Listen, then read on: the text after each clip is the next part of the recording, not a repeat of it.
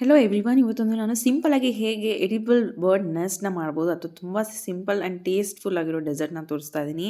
So ಮೊದಲು ನೀವು ಶಾವಿಗೆನ ತೊಗೋಬೇಕು ಅಥವಾ ವರ್ಮಿಸಿಲ್ನ ತೊಗೊಂಡು ಚೆನ್ನಾಗಿ ರೋಸ್ಟ್ ಮಾಡ್ಕೋಬೇಕು ಪ್ಯಾನಲ್ಲಿ ಹಾಕ್ಕೊಂಡು. ಅದು ಎಲ್ಲಿವರೆಗೆ ಅಂದರೆ ಚೆನ್ನಾಗಿ ಒಂದು ಕ್ರಿಸ್ಪಿ ಆಗಬೇಕು ಅದು ತಿನ್ನೋಕ್ಕೆ, ಅಲ್ಲಿವರೆಗೂ ರೋಸ್ಟ್ ಮಾಡ್ಕೊಳ್ಳಿ. ಅದಾದಮೇಲೆ ನಾನು ಕಂಡೆನ್ಸ್ ಮಿಲ್ಕ್ನ ಹಾಕ್ತಾಯಿದ್ದೀನಿ ಸ್ವೀಟ್ನೆಸ್ಗೆ. ಸೊ ಇದು ಅಷ್ಟೇ, ಇದು ಕನ್ಸಿಸ್ಟೆನ್ಸಿ ಸ್ವಲ್ಪ ತಿಕ್ ಬರೋ ಅಷ್ಟು ಹಾಕ್ಕೋಬೇಕು ಕಂಡೆನ್ಸ್ ಮಿಲ್ಕು. ಇಲ್ಲಿ ಆಲ್ಮೋಸ್ಟ್ ಲೈಕ್ 2 to 3 ಸ್ಪೂನ್ಸ್ನ ಹಾಕೋತಾ ಇದ್ದೀನಿ. ಸೊ ಇದನ್ನೆಲ್ಲ ಹಾಕ್ಕೊಂಡು ಚೆನ್ನಾಗಿ ಮಿಕ್ಸ್ ಮಾಡ್ಕೊಳ್ಳಿ. ಸ್ವಲ್ಪ ಹೊತ್ತು ಮಿಕ್ಸ್ ಮಾಡಿದ್ಮೇಲೆ ಫ್ಲೇಮ್ನ ಆಫ್ ಮಾಡ್ಕೊಳ್ಳಿ.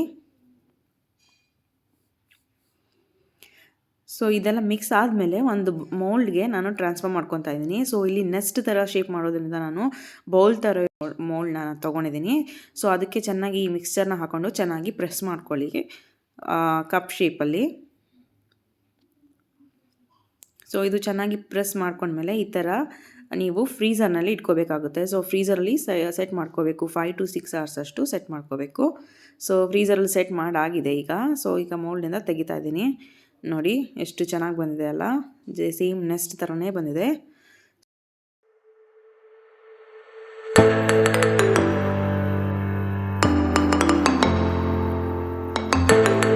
ನೆಕ್ಸ್ಟ್ ಇದಕ್ಕೆ ಫಿಲ್ಲಿಂಗ್ಗೆ ಥಿಕ್ ಕರ್ಡ್ನ ತೊಗೋತಾ ಇದ್ದೀನಿ. 2 ಟೇಬಲ್ ಸ್ಪೂನ್ ಅಷ್ಟು ಗಟ್ಟಿಯಾದ ಮೊಸರನ್ನ ತೊಗೋತಾ ಇದ್ದೀನಿ. ಸೊ ಅದನ್ನು ಚೆನ್ನಾಗಿ ಬೀಟ್ ಮಾಡ್ಕೋಬೇಕು.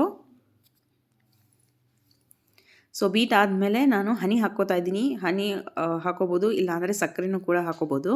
ಸೊ ಹನಿ ಹಾಕ್ಕೊಂಡು ಚೆನ್ನಾಗಿ ಮತ್ತೆ ಮಿಕ್ಸ್ ಮಾಡ್ಕೋಬೇಕು.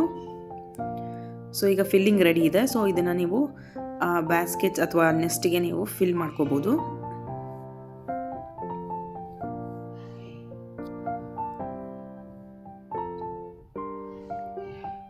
ಇದೆಲ್ಲ ಫಿಲ್ ಮಾಡಾದಮೇಲೆ ನಾನು ಡೆಕೋರೇಷನ್ಗೋಸ್ಕರ ಪಿಸ್ತಾ ಹಾಗೂ ಬಾದಾಮನ್ನ ಇಡ್ತಾ ಇದ್ದೀನಿ. ಅದನ್ನು ಕಟ್ ಮಾಡ್ಕೊಂಡಿರೋ ಪಿಸ್ತಾ ಬಾದಾಮನ್ನ ಇಡ್ತಾ ಇದ್ದೀನಿ. ಅದಾದಮೇಲೆ ನೆಕ್ಸ್ಟ್ ಪೊಮೊಗ್ರೆನೇಟ್ಸ್ನೂ ಕೂಡ ಹಾಕ್ತಾ ಇದ್ದೀನಿ ಗಾರ್ನಿಷಿಂಗ್ಗೆ. ಸೊ ಇದು ತುಂಬಾ ಚೆನ್ನಾಗಿರುತ್ತೆ ಟೇಸ್ಟು. ನೀವು ಟ್ರೈ ಮಾಡಿ. ಈ ವಿಡಿಯೋ ನಿಮಗೆ ಇಷ್ಟ ಆದರೆ ದಯವಿಟ್ಟು ಲೈಕ್ ಮಾಡಿ, ಶೇರ್ ಮಾಡಿ, ಹಾಗೆ ನನ್ನ ಚಾನಲ್ನ ಸಬ್ಸ್ಕ್ರೈಬ್ ಮಾಡೋದನ್ನ ಮಾತ್ರ ಮರಿಬೇಡಿ. Thank you.